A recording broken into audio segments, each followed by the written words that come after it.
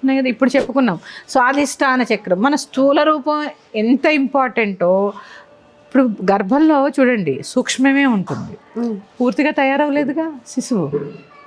పూర్తిగా 5వ నెల వచ్చేసరికి తయారవదు కదా, 7వ నెల వచ్చేసరికి పూర్తిగా తయారవుతుంది అనుకుంటే అక్కడ ఉన్నది ఏంటి? సూక్ష్మ శరీరం. అర్థమైందా మీకు? ఈ సూక్ష్మ శరీరం కాబట్టే భగవంతుడితో అంతర్ముఖులై ఉంటారు. ఆ సూక్ష్మ శరీరంలో ఉండేటటువంటి ఆ చక్రాలు ప్రక్షాళన అయిపోతూ ఉంటాయి ఈ ఆహారం ద్వారా. ఎప్పుడైతే లలిత సహస్రనామం చదువుతారో దానికి సంబంధించి ఆ చక్రానికి సంబంధించినటువంటి ఆహారాలు ఇవన్నీ.